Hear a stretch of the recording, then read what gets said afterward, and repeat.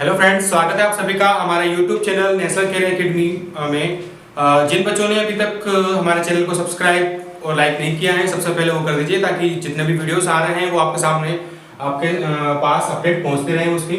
आज अपन तीसरे लेक्चर के अंदर प्लांट पैथोलॉजी के अंदर डिस्कस करेंगे बैक्टीरिया के बारे में, जीवाणुओं के बारे में। ठीक है, लास्ट दो लेक्चर के अंदर अपन ने जो अध्ययन किया था कवक के बारे में, विभिन्न रोगों के लक्षण के बारे में अध्ययन किया था। जिन बच्चों ने लास्ट की वीडियोस नहीं देखे हैं, कृपया करके वो जरूर देखिएगा ताकि आपको आगे की वीडियो जो है वो समझ में आ सके और इजीली उसको आप समझ सके। चलिए बात करते हैं जीवाणु के बारे में। जो दूसरा आपका जो पैथोजन है, जो रोगजनक है, वो है आपका जीवाणु। बैक्टीरिया की बात करेंगे अपन। ठीक है, बैक्टीरिया के बारे में बात करें तो ये जो है जीवाणु, वो ये क्या है, प्रोकैरियोटिक कोशिकाएं होती हैं। प्रोकैरियोटिक कोशिकाएं होती हैं ये। साथ में एक कोशिकीय संरचनाएं, एक कोशिकीय सूक्ष्म जीव होते हैं। ठीक है, कुछ इंपोर्टेंट टर्म्स की बात करेंगे जो आपके क्वेश्चन बनने की पूरी पॉसिबिलिटी रहेगी यहाँ पर। ठीक है, नेक्स्ट अपन बात करें कि जीवाणु की जो कोशिका वृद्धि होती है, मेन इंपोर्टेंट क्वेश्चन यहाँ पर उससे बनेगा कि जिसकी जो सेल वॉल होती है जीवाणु की, कोशिका वृद्धि की बात करें अपन, सेल वॉल ये बनी होती है किसकी, पेप्टिडोग्लाइकेन। ध्यान रखिएगा, पेप्टिडोग्लाइकेन की बनी होती है। ठीक है, या इसको अपन कहते हैं म्यूरिन या म्यूरेन। ठीक है, पेप्टिडोग्लाइकेन की बनी होती है या म्यूरेन की बनी होती है। साथ में अपन डिस्कस करें जीवाणु के साथ साथ में बैक्टीरिया के साथ साथ में आर्की बैक्टीरिया की बात कर लें यहाँ पर साथ में अपन। तो आर्की बैक्टीरिया के अंदर क्या होता है, आर्की बैक्टीरिया की जो कोशिका वृद्धि बनी होती है वो बनी होती है स्यूडोम्यूरेन। ध्यान रखिएगा, अगर क्वेश्चन इस प्रकार से आता है कि आर्की बैक्टीरिया की या आर्की जीवाणु की कोशिका वृद्धि बनी होती है, आपके सामने ऑप्शन में पेप्टोग्लाइकेन भी हो सकता है, म्यूरेन भी हो सकता है और स्यूडोम्यूरेन भी हो सकता है। तो राइट आंसर क्या जाएगा आपका, स्यूडोम्यूरेन आंसर जाना चाहिए। अब सर आर्की बैक्टीरिया क्या होता है, ऐसे बैक्टीरिया जो विभिन्न आवासों पे, विभिन्न प्रतिकूल आवासों, एडवर्स कंडीशन के अंदर जहां कोई नहीं रहता वहां ये आर्की बैक्टीरिया रहते हैं। ऐसे आवास जो प्रतिकूल परिस्थितियों में होते हैं, ठीक है, एडवर्स कंडीशन के अंदर होते हैं, जैसे कि बहुत ज्यादा जो गर्म पानी के झरने हो गए या फिर जो लवणीय क्षेत्र हो गया, एसिडिक एरिया हो गया। ठीक है, और अलग अलग जो जीवाणु होते हैं वो उनको अलग अलग नाम देते हैं। जैसे कि अपन बात करें हेलोफिल्स की बात करें अपन, या हेलोफिल्स की बात करें, ठीक है, तो ये इस प्रकार के जो आर्की बैक्टीरिया होते हैं वो कहां पर रहेंगे, लवणीय क्षेत्रों के अंदर रहते हैं, साल्टी एरिया के अंदर रहेंगे, लवणीय क्षेत्रों के अंदर रहेंगे। ठीक है, एसिडोफिल्स की बात करें, एसिडोफिल्स की बात करें तो ये कहां पर रहेंगे, एसिडिक एरिया के अंदर जो अम्लीय क्षेत्र होते हैं वहां पर रहते हैं। ठीक है, और तीसरी बात करेंगे अपन मिथेनोजन की बात करें, methanogen bacteria very important. Methanogen bacteria जो कि रहते हैं गट ऑफ कैटल्स, जो पशु होते हैं उनकी आहार नाल के अंदर। साथ में ये जो मार्सी एरिया होता है, दलदली जो क्षेत्र होता है, मार्सी एरिया, दलदली क्षेत्रों के अंदर मेथेनोजन बैक्टीरिया रहते हैं। साथ में जो बायोगैस प्लांट लगते हैं उसमें बायोगैस के अंदर जो मीथेन गैस का प्रोडक्शन होता है, CH4 गैस का जो प्रोडक्शन होता है वो कौन करते हैं, मिथेनोजन बैक्टीरिया करते हैं। इंपोर्टेंट क्वेश्चन आ सकते हैं, ध्यान रखिएगा कि बायोगैस के अंदर मुख्य रूप से कौन सी गैस प्रोड्यूस होती है, मीथेन गैस होती है। उस मीथेन गैस को प्रोड्यूस करने वाले बैक्टीरिया का नाम मिथेनोजन बैक्टीरिया, जो कि एक प्रकार के क्या होते हैं, आर्की बैक्टीरिया। आर्की बैक्टीरिया की कोशिका वृद्धि है, सेल वॉल किसकी बनी होती है, स्यूडोम्यूरेन की बनी होती है। ठीक है, एक प्रकार का बैक्टीरिया ले लेते हैं अपन इसमें, थर्मोफिल्स बैक्टीरिया, जो कि नाम से पता चल रहा है थर्मोफिल्स, यानी कि जो गर्म क्षेत्र के अंदर जो वार्म एरियाज होते हैं वहां पर जो बैक्टीरिया रहेंगे उसको अपन क्या कहेंगे, थर्मोफिल्स बैक्टीरिया। ठीक है, चलिए ये बात हुई साथ ही साथ में आर्की बैक्टीरिया की। वापस अपन लौट चलते हैं जीवाणु की तरफ। कोशिका वृद्धि देखिए अपन ने पेप्टोग्लाइकेन या म्यूरेन की बनी होती है। साथ में अपन बात करेंगे इसकी जो कोशिका झिल्ली होती है, सेल मेम्ब्रेन होती है। देखिएगा, उसको पहले अपन लेते हैं कि अगर संरचना की बात करें, अपन जीवाणु की संरचना की बात करें तो जीवाणु की संरचना जो है कोशिका भित्ति के ऊपर जो एक पतली श्लेष्मी एक श्लेष्मी आवरण होता है। ठीक है, एक म्यूकस मेम्ब्रेन बनी होती है, और म्यूकस मेम्ब्रेन जो है वो फूल कर एक पतला आवरण बना देती है जिसको अपन कहेंगे संपुटिका, या इसको अपन कहते हैं कैप्सूल। आया समझ में कि जीवाणु की कोशिका भित्ति सेल वॉल के ऊपर एक श्लेष्मी आवरण होता है, म्यूकस मेम्ब्रेन होती है, उसको अपन क्या कहेंगे, संपुटिका या कैप्सूल। और इस कोशिका भित्ति के अंदर जो है आपकी ये सेल मेम्ब्रेन रहेगी, वो सेल मेम्ब्रेन जो है अंदर फूलकर एक कोशिका झिल्ली जो है सेल मेम्ब्रेन अंदर की तरफ अंतर्वलित होकर एक वायुकोष जैसी संरचना जिसको अपन कहेंगे मीजोसोम। क्या कहेंगे अपन, मीजोसोम। वायुकोष जिसको अपन कहेंगे air sac like structure, air sac like structure जिसको अपन क्या कहेंगे, मीजोसोम। सर मीजोसोम क्या करता है, मीजोसोम यहाँ पर माइटोकॉन्ड्रिया की तरह कार्य करेगा, अर्थात जीवाणु को एनर्जी प्रोवाइड करने का काम कौन करेगा, मीजोसोम करेगा। तो सर अपन ये कह सकते हैं कि जीवाणु कोशिका के अंदर माइटोकॉन्ड्रिया एब्सेंट होता है, बिल्कुल एब्सेंट होंगे, क्योंकि प्रोकैरियोटिक कोशिकाएं यहाँ पर माइटोकॉन्ड्रिया की एब्सेंस पाई जाएगी और माइटोकॉन्ड्रिया की जगह कार्य करेगा कौन, मीजोसोम, जो कि यहाँ पर एनर्जी प्रोवाइड करने का कार्य करेगा। साथ में अगर यहाँ पर एक और बात कर ले तो यहाँ पर जो जीवाणु का जो गुणसूत्र पदार्थ होता है, वो गुणसूत्र पदार्थ क्या होता है, द्विरज्जु डीएनए होगा, साथ में यहाँ पर हिस्टोन प्रोटीन नहीं होता है, ध्यान रखेगा, हिस्टोन प्रोटीन रहित डीएनए पदार्थ होता है, जिसको अपन क्या कहेंगे, द्विरज्जु डीएनए। ठीक है, साथ में इस डीएनए के अतिरिक्त गुणसूत्र संरचनाएं पाई जाती है, या यूं कहें कि अतिरिक्त डीएनए पाया जाता है, जिसको अपन कहेंगे प्लाज्मिड। क्या कहेंगे, प्लाज्मिड। अतिरिक्त डीएनए की बात करें अपन, प्लाज्मिड जो एक तरह का वाहक का कार्य करेगा, जिसको अपन काम में लेते हैं बायोटेक के अंदर। जब अपन जेनेटिक इंजीनियरिंग पढ़ते हैं तब वहां पर अपन जीनों को जब अपन ट्रांसफर किया जाता है, तो उन जीनों को ट्रांसफर करने के लिए जिसका अपन काम में लेंगे उसको अपन प्लाज्मिड या उसको अपन एज अ वेक्टर या वाहक के रूप में काम करते हैं। एक तरह का क्या हो गया, अतिरिक्त डीएनए या अतिरिक्त गुणसूत्र संरचना, जिसको अपन कहते हैं प्लाज्मिड। ठीक है, यहाँ पर अब तक जितना पढ़ा उसको अपन जल्दी से रिवाइज कर लेता हूं, क्योंकि इंपॉर्टेंट क्वेश्चन बन सकते हैं। सबसे पहले जीवाणु की कोशिका भित्ति किसकी बनी होती है, पेप्टोग्लाइकन या म्यूरिन की बनी होती है। साथ में अपन डिस्कस किया आर्किबैक्टीरिया के बारे में, आर्किबैक्टीरिया की सेल वॉल कोशिका भित्ति किसकी बनी होती है, स्यूडोम्यूरिन की बनी होती है। ऐसे बैक्टीरिया जो विशेष आवासों के अंदर प्रतिकूल कंडीशन, प्रतिकूल जो स्थितियां होती है, एडवर्स कंडीशन में पाए जाते हैं, उनको अपन आर्किबैक्टीरिया कहते हैं। हेलोफिल्स अगर लवणीय एरिया है, सैलाइन एरिया है, उसमें जो पाया जा रहा है उसको हेलोफिल्स कहा। जो एसिडिक एरिया के अंदर पाया जा रहा है उसको एसिडोफिल्स कहा। जो कट ऑफ कैटल्स यानी कि जो पशु होते हैं उनके आहार नल के अंदर या मार्सी एरिया, जो दलदल एरिया होता है, वहां पर जो बैक्टीरिया पाए जाएंगे उसको अपन मिथेनोजन बैक्टीरिया कहेंगे, जो बायोगैस के अंदर मीथेन गैस का प्रोडक्शन करते हैं। साथ में थर्मोफिल्स जो कि गर्म क्षेत्र में पाए जाते हैं, उनको अपन थर्मोफिल्स कह रहे हैं। यहाँ पर कोशिका भित्ति में कोशिका भित्ति के बाहर एक श्लेष्मी आवरण होता है, म्यूकस जो कवरिंग होती है उसको अपन संपुटिका या कैप्सूल कहते हैं। और इसकी सेल मेम्ब्रेन जो है अंदर की तरफ अंतर्वलित होकर air like structure, air sac like structure यहाँ पे वायुकोष जैसी संरचना बनाती है, जिसे अपन क्या कहेंगे, मीजोसोम, जो कि एक माइटोकॉन्ड्रिया की तरह कार्य करता है, साथ में एनर्जी प्रोवाइड करने का कार्य करेगा। यहाँ पर आनुवंशिक पदार्थ की बात कर ली अपन ने, जो डीएनए होता है जो कि हिस्टोन प्रोटीन रहित होता है। साथ में यहाँ पर अतिरिक्त डीएनए होगा, उसको अपन क्या कहेंगे, प्लाज्मिड वाहक, या जो कि एक तरह का वेक्टर की तरह कार्य करता है। अब हम बात करें यहाँ पर क्या होता है कि जीवाणु की जो कोशिका भित्ति होती है उससे अटैच्ड कुछ हेयर लाइक स्ट्रक्चर पाई जाती है, बाल जैसी संरचना पाई जाती है, जिसको अपन कहते हैं क्या, पाइलाई। क्या कहेंगे, पाइलाई या पिलाई कहते हैं अपन। ये जो पाइलाई या पिलाई जो है वो एक प्रोटीन से निर्मित होती है, जिसको अपन कहेंगे पाइलिन प्रोटीन। क्या कहेंगे, पाइलिन प्रोटीन। ये पाइलिन प्रोटीन से निर्मित जो पाइलाई है बेटा, ये पाइलाई क्या करती है, यहाँ पर जीवाणु को तरल पदार्थ जो होता है उस पर चिपकने में तथा कॉन्जुगेशन, एक जीवाणु जो दूसरे जीवाणु कोशिका से अटैच होता है तो उसको अपन कहते हैं कॉन्जुगेशन या संयुग्मन में हेल्प करता है। ठीक है, संयुग्मन कॉन्जुगेशन में हेल्प करता है कौन, पाइलाई या पिलाई। ध्यान रखेगा ये मूवमेंट में, बैक्टीरिया के मूवमेंट में कोई हेल्प नहीं कर रहा है। ठीक है, तो सर अगर बैक्टीरिया को मूव करना होगा या मूवमेंट में कौन हेल्पफुल रहेगा, तो यहाँ पर एक कोशिका भित्ति से बाहर एक संरचना पाई जा रही है, जिसको अपन क्या कहेंगे, फ्लैजिला। ठीक है, फ्लैजिला, और हिंदी माध्यम के अंदर बात करें अपन तो कशाभिका। ये कशाभिका या फ्लैजिला की बात करें, ये किसकी बनी होती है, ये बनी होती है फ्लैजिलिन प्रोटीन, फ्लैजिलिन प्रोटीन की बनी होती है। ध्यान रखिएगा, फ्लैजेलेटेड प्रोटीन की बनी होती है कौन? कशाभिका या इसको अपन कहते हैं फ्लैजेला। ये जो है कशाभिका, ये मूवमेंट में यानी कि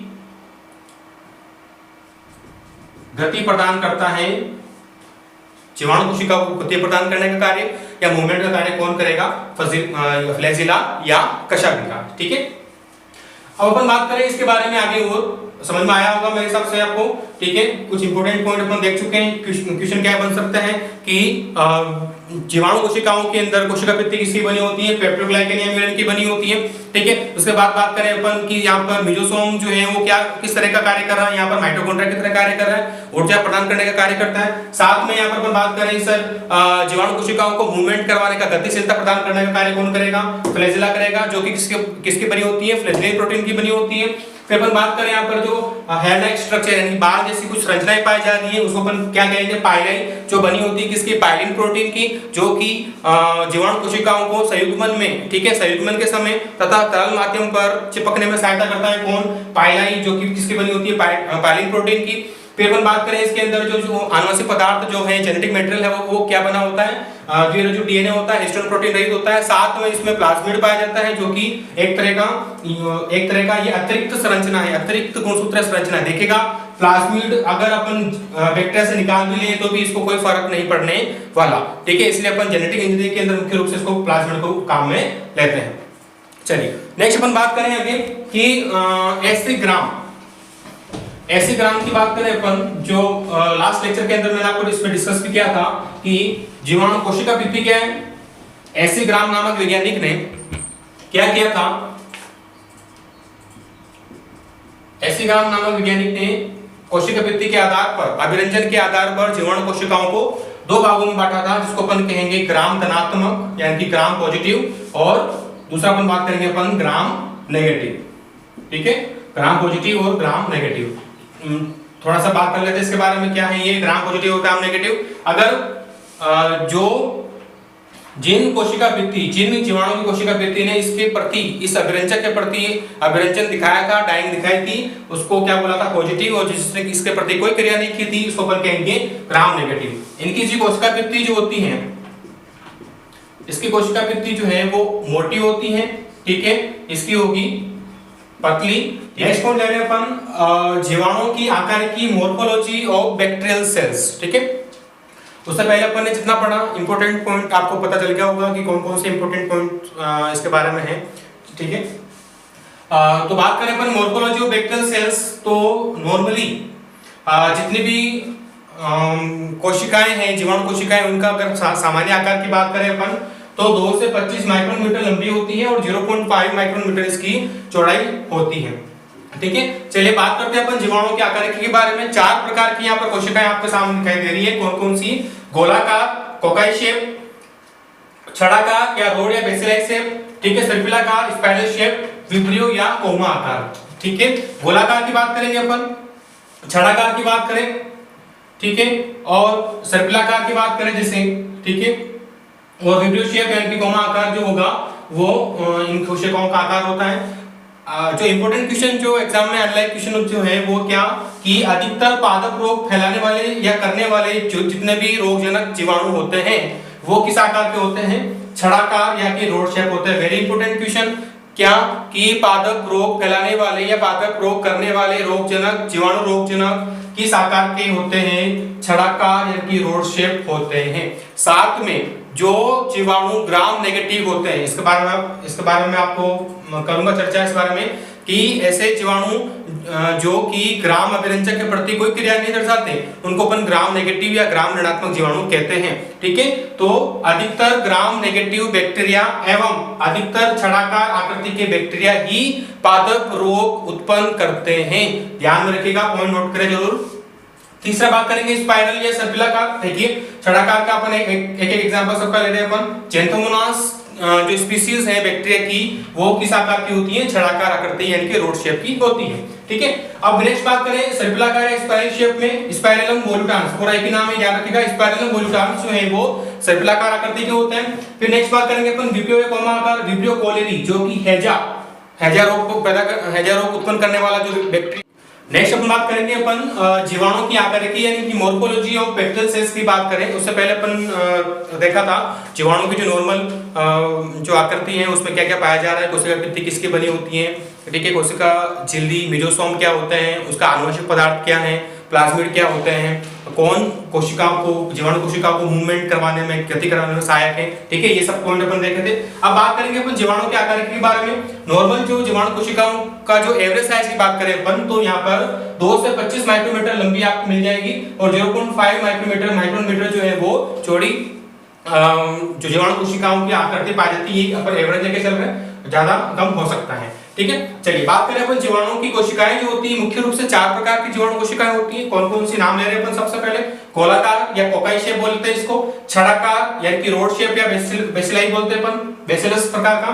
तीसरा है सर्पिलाकार स्पाइरल शेप और चौथा है विब्रियो या कोमा आकार, ठीक है। गोलाकार, छड़ाकार, सर्पिलाकार, विब्रियो या कोमा आकार। अब बात करें अपन वेरी इंपॉर्टेंट क्वेश्चन जो जेएसआर और पीएचयू में अक्सर पूछा जाता है कि अधिकतर पादप रोग पैदा करने वाले जो जीवाणु होते हैं, जो जीवाणु रोगजनक होते हैं, वो किस आकार के होते हैं? वो होते हैं छड़ाकार आकार के, ठीक है। ध्यान दीजिएगा, मैक्सिमम प्लांट डिजीज अकर करने वाले, मैक्सिमम प्लांट डिजीज कोज करने वाले बैक्टीरिया आर बेसिलस और रोड शेप। एक पॉइंट और आएगा आपको सामने कि अधिकतर पादप रोग करने वाले जीवाणु होते हैं। ऑप्शन 1 छड़ाकार, ऑप्शन 2 ग्राम ऋणात्मक, ऑप्शन 3 ग्राम पॉजिटिव यानी कि ग्राम धनात्मक, ऑप्शन 4 ए और बी दोनों। Right answer is A and B both, ठीक है। कैसे? छड़ाकार आकृति मैंने आपको बता दिया। ऐसे ग्राम ने क्या किया था, जीवाणु कोशिका भित्ति के आधार पर 2 प्रकार से उनको बांटा था, ग्राम पॉजिटिव और ग्राम नेगेटिव। जिसने उस अभिरंजक के प्रति कोई क्रिया दर्शाई, कोई रेस्पॉन्स दिया, उसको तो ग्राम पॉजिटिव बोला, और जिसने कुछ नहीं किया उसको अपन ने कहा था ग्राम नेगेटिव। तो ग्राम नेगेटिव जो बैक्टीरिया होते हैं वो अधिकतर पादप रोग फैलाते हैं, अधिकतर पादप रोग को उत्पन्न करते हैं, ठीक है। तो आपके सामने 2 पॉइंट आ चुके हैं, छड़ाकार और ग्राम नेगेटिव बैक्टीरिया जो होते हैं वो पादप रोग उत्पन्न करते हैं। चलिए अब बात करें, एक एक एग्जांपल साथ में ले लेते हैं। जेंथोमोनास बैक्टीरिया जो है वो छड़ाकार का उदाहरण आ रहा है। नेक्स्ट बात करेंगे अपन सर्पिलाकार या स्पाइरल शेप, ठीक है, जो कि स्पाइरल फॉर्म में होता है। इसका एग्जांपल की बात करें अपन स्पाइरलम या वोल्यूटान्स, ठीक है, स्पाइरलम या वोल्यूटान्स आकार, स्पाइरलम वोल्यूटान्स जो है वो सर्पिलाकार आकृति के होते हैं। नेक्स्ट बात करेंगे अपन विब्रियो या कोमा शेप। ऐसे जीवाणु जो कोमा शेप होते हैं उनको अपन क्या कहेंगे? विब्रियो आकार का या कोमा शेप आकार का कहते हैं। इसका एग्जांपल है विब्रियो कोलेरी, जो कि हैजा जो कोलेरा डिजीज होती है, हैजा रोग होता है, उसको उत्पन्न करने वाला जो बैक्टीरिया है वो कौन है? Vibrio cholerae. चलिए नेक्स्ट अपन बात करें इस गोलाकार आकृति को, और अगर अपन थोड़ा सा एक्सप्लेन करें इसमें विद एग्जांपल तो देखिएगा क्या। सबसे पहले बात करेंगे अपन माइक्रोकोकस। ये जो गोलाकार जीवाणु कोशिकाएं हैं अगर अलग अलग रूप में, अलग अलग फॉर्म में पाई जा रही है या फिर सिंगल शेप में हो रही है तो उसको अपन क्या कहेंगे? माइक्रोकोकस, माइक्रोकोकस, ठीक है। एग्जांपल की बात करेंगे अपन तो माइक्रोकोकस स्पीशीज इसकी एग्जांपल हो जाएगी। सेकंड बात करें अपन डिप्लोकोकस। डिप्लोकोकस नाम खुद ही कह रहे हैं, डी मतलब डाई, ठीक है, 2, अर्थात जीवाणु अगर जीवाणु कोशिकाएं जो हैं वो अगर 2-2 के आकार में, 2-2 के पैर के रूप में है तो उसको अपन क्या कहेंगे? डिप्लोकोकस, डिप्लोकोकस निमोनी या डिप्लोकोकस न्यूमोनी, ठीक है। तीसरी बात करें अपन स्ट्रेप्टोकोकस, अगर माला की तरह श्रृंखला बना रही है, ठीक है। अगर बात करें अपन बीट शेप अगर स्ट्रक्चर बनाए इस प्रकार से अगर जीवाणु कोशिकाएं अपनी आकृति बनाती है माला के आकार की तो उसको अपन क्या कहेंगे? स्ट्रेप्टोकोकस। ध्यान रखिएगा, अगर माला की तरह आकृति बना रही है तो वो स्ट्रेप्टोकोकस है। Example streptococcus lactis, repeat Streptococcus lactis is an example of Streptococcus bacteria. Next बात करेंगे अपन टेट्राड। टेट्राड का मतलब क्या होता है? अगर बैक्टीरियल सेल्स जीवाणु कोशिकाएं 4 आकार में, चौरस फॉर्म में बनाए, अगर 4 आकार के रूप में बनाए इस प्रकार से, ठीक है, पूरा एक पैकेट बनाए 4 का तो उसको अपन क्या कहेंगे? टेट्राड शेप, ठीक है। एग्जांपल की बात करें अपन तो टेट्राकोकस, रिपीटेड टेट्राकोकस। नेक्स्ट बात करें अपन सार्सिना। सार्सिना का मतलब क्या होता है? देखिएगा, अगर टेट्राड कोशिकाएं, अगर ये टेट्राड कोशिकाएं, जैसे मैं यहाँ पे बात करूं, ये जो टेट्राड कोशिकाएं अगर पीछे की तरफ अगर 4, 8, 64 इस रूप में, क्यूब के रूप में अगर ये अपने पैकेट्स बनाए, पीछे की तरफ डिवाइड होकर पैकेट्स बनाए, उसको अपन क्या कहेंगे? सार्सिना। एग्जांपल की बात करें अपन तो sarcina lutea, repeat sarcina lutea is an example of sarcina bacteria. Next पर बात करेंगे स्टेफिलोकोकस। Repeat, staphylococcus. अगर जीवाणु कोशिकाएं अंगूर के गुच्छों के समान, बंच ऑफ ग्रेप्स, अंगूर के गुच्छों के समान अगर पाई जा रही हैं, पैकेट के रूप में पाई जा रही है, तो उसको अपन क्या कहेंगे? Staphylococcus. Example staphylococcus Orius. Repeated, staphylococcus Orius. आया समझ में? ये बात हुई किसकी जीवाणु की आकार के आधार पर अपन ने 4 प्रकार की कोशिकाएं देखी। कौन कौन सी? जल्दी से रिवीजन कर लेते हैं। गोलाकार या कोकाई शेप, छड़ाकार या रोड या बेसिलाई शेप, सर्पिलाकार या स्पाइरल शेप, विब्रियो या कोमा आकार है कि विब्रियो शेप। ठीक है, जो कोलेरा डिजीज करता है, हैजा रोग करता है, कौन? Vibrio cholerae. स्पाइरल मोलिटांस किसका एग्जांपल है? सर्पिलाकार। देखिएगा यहाँ पर जितने भी एग्जांपल आ रहे हैं वो उसी के नाम से संबंधित आ रहे हैं, तो आपको याद करने में ज्यादा परेशानी नहीं होगी। फिर मैंने आपको एक जो इंपोर्टेंट बताया था कि अधिकतर पादप रोग पैदा करने वाले या उत्पन्न करने वाले जीवाणु कौन किस प्रकार के होते हैं? वो छड़ाकार यानी कि रोड शेप या बेसिलाई शेप, साथ में ग्राम नेगेटिव। ध्यान में रखिएगा। माइक्रोकोकस, इनके अपन एग्जांपल देख चुके हैं। इंपोर्टेंट की बात करें अपन स्टेफिलोकोकस, ध्यान रखिएगा कि अगर जीवाणु कोशिकाएं अगर माला आकार के बना रही है, उसको अपन क्या कहेंगे? Streptococcus. Example streptococcus lactis. Last अपन बात करें सार्सिना। अगर टेट्राड यानी कि चौरस कोशिकाएं पीछे की तरफ विभाजित होकर 4, 8, 64 के रूप में अगर घन के रूप में पैकेट बनाएं, तो उसको अपन सार्सिना कहते हैं। लास्ट बचा है कि अगर अंगूर के गुच्छे के समान, बंच ऑफ ग्रेप्स के समान अगर जीवाणु कोशिकाएं अरेंज होती हैं, तो उसको अपन क्या कहेंगे? Staphylococcus Orius. ठीक है, चलिए ये बात होगी मोर्फोलॉजी ऑफ एपिथेलियल्स। अब बात करेंगे अपन कशापिका विन्यास के आधार पर वर्गीकरण, अरेंजमेंट और फ्लैजिला। ठीक है, कि फ्लैजिला किस आकार पर, फ्लैजिला जो है वो जीवाणु कोशिका पर किस प्रकार से अटैच्ड है, उसी के अकॉर्डिंग इनको अलग अलग नाम दिया गया है। ठीक है, इंपॉर्टेंट ध्यान रखिएगा क्योंकि इनके एग्जांपल इंपॉर्टेंट होते हैं, वो अपन मैं बताता हूं आपको मैं कैसे। तो नेक्स्ट बात करें अपन कशापिका विन्यास के आधार पर। मैंने कहा था अभी आपको कि कशापिका या फ्लैजिला, फ्लैजिलिन प्रोटीन से निर्मित ऐसी संरचना जो जीवाणु कोशिकाओं को मूवमेंट कराने में, गति कराने में हेल्पफुल होती है, उसको अपन क्या कहेंगे? कशापिका या फ्लैजिला। चलिए बात करते हैं अपन एकल कशापिका की बात करें। एकल कशापिका मतलब क्या होता है कि कशापिका के एक सिरे पर, मेरे वर्ड्स को ध्यान दीजिएगा, कशापिका के एक सिरे पर अगर एक ही कशापिका पाई जा रही है, अगर एक ही फ्लैजिला पाई जा रही है, क्या कि जीवाणु कोशिका के एक सिरे पर एक ही फ्लैजिला पाई जा रही है, तो उसको मैं क्या कहूंगा? एकल कशापिक या मोनोट्राइकस। जो हिंदी मीडियम वाले मेरे प्यारे विद्यार्थी हैं वो ध्यान रखेगा, इनके इंग्लिश वर्ड भी आपको ध्यान में रखने हैं। ठीक है, मोनोट्राइकस। एग्जांपल की बात करें तो कौन? विब्रियो और जेंथोमोनास, वो किस में आते हैं? एकल कशापिक में आते हैं, अर्थात उनकी जीवाणु की जो कोशिका है उसके एक सिरे पर केवल एक कशापिका उपस्थित है, उसको पहले क्या कहा? एकल कशापिक या मोनोट्राइकस। चलिए बात करें अपन उभय कशापिक। जहां जहां भी उभय वर्ड आता है या एमपी वर्ड आता है, एमपी का मतलब भी क्या होता है? दोनों, यानी कि जैसे कि बात करें अपन उभयचर, उभयचर का मतलब क्या होता है? जल और थल दोनों। उसी प्रकार से उभय की बात करें, अगर जीवाणु कोशिका के दोनों सिरों पर अगर एक ध्यान दीजिएगा, जीवाणु कोशिका के दोनों सिरों पर एक एक कशापिका या एक एक फ्लैजिला प्रेजेंट है, तो उसको अपन क्या कहेंगे? उभय कशापिक या एम्फीट्राइकस। एग्जांपल की बात करें अपन तो नाइट्रोसोमोनास। एग्जांपल ध्यान रखिएगा, नाइट्रोसोमोनास, इसके बारे में आपने पढ़ा भी होगा। नाइट्रोजन का जब स्थिरीकरण होता है, ठीक है, तो उसमें नाइट्रोसोमोनास और नाइट्रोबैक्टर काम में आते हैं, ध्यान रखिएगा इसको। चलिए नेक्स्ट बात करें अपन एकल गुच्छ कशापिक। एकल गुच्छ कशापिक, इसका इंग्लिश वर्ड वेरी इंपॉर्टेंट, सिफेलोट्राइकस।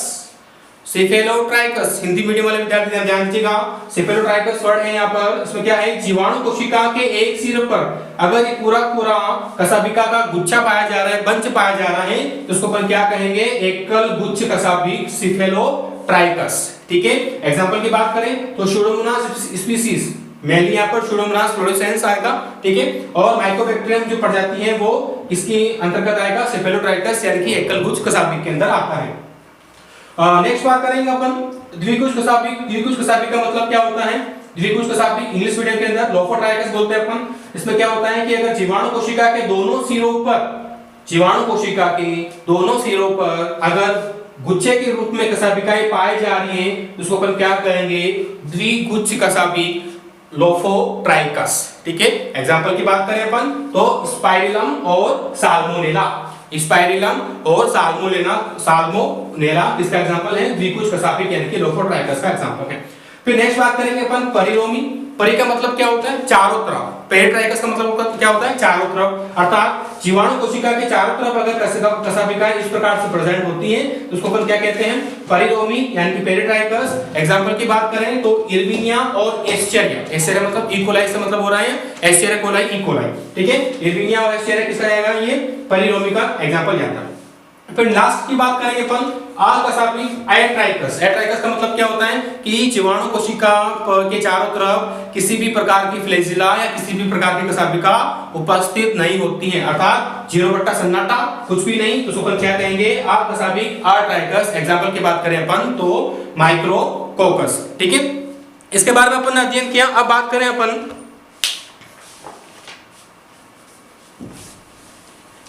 जीवाणु के आकार के बारे में अध्ययन किया। कशापिका के बाद में अपन जो मैंने एक पॉइंट आपको भी बताया था कि एच.सी. ग्राम ने क्या किया था कि जीवाणु की जो कोशिकाएं थी कोशिका भित्ति पर उसने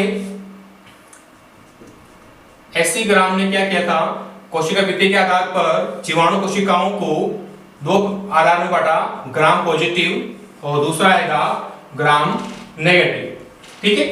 तो इसमें मेन अंतर क्या है दोनों जीवाणुओं के अंदर कि इसकी जो कोशिका भित्ति जो सेल वॉल बनी होती है बेटा, कोशिका भित्ति जो है वो इसकी मोटी होती है, ठीक है, ठीक होती है, जबकि इसकी जो कोशिका भित्ति होती है वो क्या होती है, पतली होती है।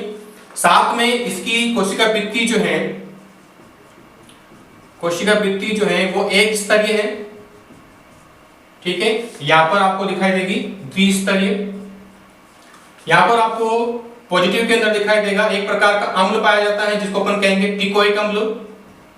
ये आपके सामने जो है टिकोइक अम्ल जो है वो प्रेजेंट होता है, जबकि इसके अंदर टिकोइक अम्ल नाम की कोई व्यवस्था नहीं है, ठीक है।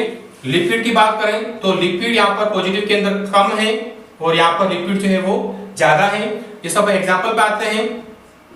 बेसिलस स्पीसीज जितनी भी आएगी, बेसिलस जो है वो ग्राम पॉजिटिव होते हैं और क्लेविबैक्टर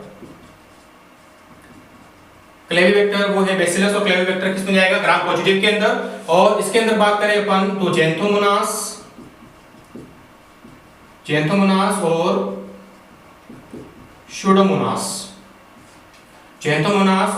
स्यूडोमोनास जो प्रजाति हैं स्पीसीज जो है वो ग्राम नेगेटिव के अंदर जाती है, ठीक है। अब बात करें लास्ट पॉइंट इसका बचा हुआ है क्या कि वर्गीस। अब अगर जीवाणु के बारे में आपको अध्ययन करना है तो एक बुक लिखी गई है वर्गीस की, Varghese manual of systemic bacteriology, Varghese manual of systemic bacteriology. इस बुक के अंदर जीवाणु का अच्छे से वर्गीकरण उसको क्लासिफाई कर रखा है, ठीक है, वर्गीस मैनुअल ऑफ सिस्टेमिक बैक्टीरियोलॉजी। चलिए ये बात हुई जीवाणु के बारे में, जितनी पॉइंट्स अपन इसमें कवर कर पाए हैं वो सभी इंपॉर्टेंट पॉइंट्स से ध्यान रखेगा। लास्ट 2 मिनट के अंदर इसमें जीवाणु को अपन रिवाइज कर लेते हैं। क्या क्या देख लिया अपन ने। जीवाणु एक प्रकार की क्या कोशिका है, प्रोकैरियोटिक कोशिका है, एककोशिकीय है, सूक्ष्म जीव होते हैं। कोशिका भित्ति जो इसकी पेप्टोग्लाइकेन या म्यूरेन की बनी होती है। साथ में अपन ने देखा था आर्कीबैक्टीरिया जिसकी कोशिका भित्ति स्यूडोम्यूरेन की बनी होती है। उसके बाद अगर बात करें कोशिका भित्ति के ऊपर एक स्लेश में आवरण बना होता है जिसको अपन संपुटिका या कैप्सूल कहते हैं। इसकी कोशिका झिल्ली जो होती है वो अंदर की तरफ अंतर्वलित होकर वायुकोश एयर सैक लाइक स्ट्रक्चर बनाती है जिसको अपन क्या कहते हैं, मिजोसोम कहते हैं। ये मिजोसोम जो होता है वो माइटोकॉन्ड्रिया की ऊर्जा उत्पादन के रूप में कार्य करता है। साथ में अपन ने फिर देखा था कि इसके डीएनए जो होता है द्विरुजुट डीएनए होता है जिसमें हिस्टोन प्रोटीन नहीं होता है। साथ में इसके एक अतिरिक्त गुणसूत्र संरचना होती है जिसको अपन ने क्या कहा था, प्लाज्मिड, जिसका उपयोग अपन बायोटेक के अंदर as a vector as a वाहक अपन काम में लेते हैं। फिर अपन ने बात किया था यहाँ पर कि इसमें बाल जैसी हेयर लाइक स्ट्रक्चर पाई जाती है जिसको अपन पाइलाई कहते हैं। और पाइलाई जो है वो पाइलिन प्रोटीन से निर्मित होती है। इसका काम क्या होता है, जीवाणु कोशिकाओं को संयुग्मन के रूप में या चिपकाने में सहायक होता है। फिर अपन ने देखा था फ्लैजिला क्या हुआ, फ्लैजिलिन प्रोटीन की बनी होती है। जो फ्लैजिलिन प्रोटीन की बनी होती है तथा साथ में इसको मूवमेंट भी क्या करते हैं, प्रोवाइड करवाता है। उसके बाद में अपन इसके आकार के बारे में वर्णन किया, कशापिका के विन्यास के आधार पर अपन अलग अलग प्रकार के देखा। फिर अपन बात करेंगे अपन एच.सी. ग्राम ने 2 प्रकार से बांटा है। इनके एग्जांपल आपको ध्यान में रखना है, बेसिलस और क्लेविबैक्टर पॉजिटिव के अंदर है, जेंथोमोनास और स्यूडोमोनास जो है वो नेगेटिव के अंदर है। फिर लास्ट अपन बात किया था वर्गीस मैनुअल ऑफ सिस्टेमिक बैक्टीरियोलॉजी के अंदर इसका अध्ययन किया गया था, ठीक है। नेक्स्ट अपन बात करेंगे अपन वायरस के बारे में। चलिए नेक्स्ट बात करेंगे अपन जीवाणु के बारे में, कुछ अपन ने अध्ययन किया। अब बात करते हैं दो छोटे से पॉइंट, जीवाणुभोजी, जीवाणुभोजी जिसको अपन कहेंगे बैक्टीरियोफाज, ठीक है। जीवाणुभोजी या बैक्टीरियोफाज, इसके बारे में एक पॉइंट अपन पहले फर्स्ट लेक्चर के अंदर पढ़ चुके हैं कि जीवाणुभोजी या बैक्टीरियोफाज की खोज या सब जो है वो किसने दिया था, ट्वार्ट और डी हेनल ने दिया था, ठीक है।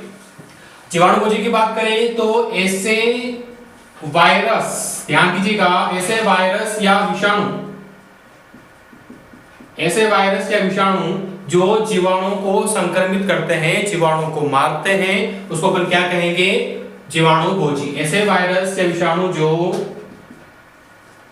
जीवाणु कोशिकाओं को, जीवाणु को संक्रमित करते हैं या उनको मार देते हैं, उसको अपन क्या कहेंगे, जीवाणुभोजी, ठीक है। बहुत सारे बच्चे जो कंफ्यूज कर देते हैं कि जीवाणुभोजी एक प्रकार के जीवाणु होते हैं, नहीं, जीवाणु नहीं होते हैं, वो क्या होते हैं, वायरस या विषाणु होते हैं जो जीवाणु को संक्रमित या उनको मार देते हैं।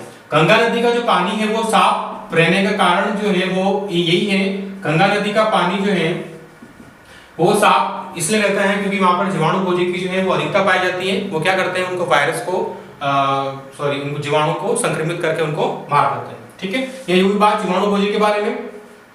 नेक्स्ट अपन बात करेंगे प्रियोन के बारे में। प्रियोन जिसको प्रोटीन में संक्रामक कण, ठीक है, पीआईपी बोलते हैं अपन इसको, प्रोटीनियस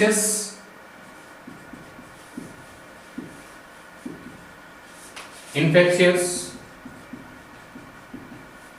पार्टिकल, ठीक है, शॉर्ट फॉर्म पीआईपी। प्रियोन को क्या अपन ने क्या बोला है, प्रोटीन में संक्रामक कण बोला है, ठीक है। सिंपल सा क्वेश्चन कि प्रोटीन में संक्रामक कण जो है वो किसके लिए यूज करते हैं, अपन प्रियोन के लिए यूज करते हैं। इस प्रियोन को स्लो वायरस, ध्यान दीजिएगा, स्लो वायरस या पजलिंग प्रोटीन, स्लो वायरस या पजलिंग प्रोटीन भी के नाम से भी जाना जाता है।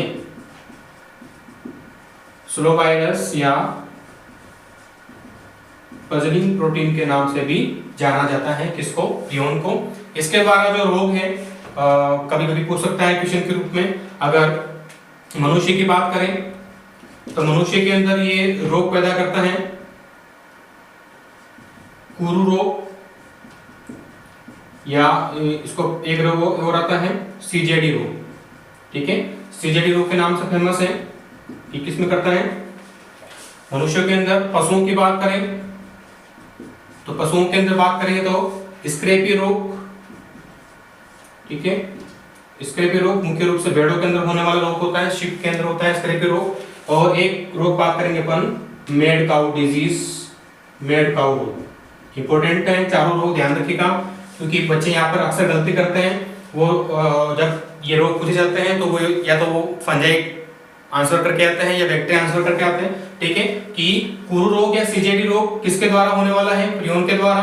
स्क्रैपी रोग या मेड काउ रोग किसके द्वारा होने वाला है, प्रियोन के द्वारा। प्रियोन क्या होता है, स्लो वायरस होते हैं, इनको पजलिंग प्रोटीन के नाम से भी जाना जाता है। साथ में ये प्रोटीन में संक्रामक कण यानी कि पीआईपी, प्रोटीनियस इन्फेक्शियस पार्टिकल्स के अपन इनको कहते हैं। चलिए आज की क्लास अपन ये करते हैं समाप्त। नेक्स्ट क्लास के अंदर अपन पढ़ेंगे वायरस के बारे में, ठीक है। उसके बाद अपन पादप रोगों को वर्गीकरण स्टार्ट करते हैं, ठीक है। इस क्लास से संबंधित जितने भी आपके डाउट हैं, क्वेश्चंस हैं, वो आप इनबॉक्स के अंदर आप कमेंट कर सकते हैं, ठीक है। मिलते हैं अगली क्लास के अंदर। राधे राधे।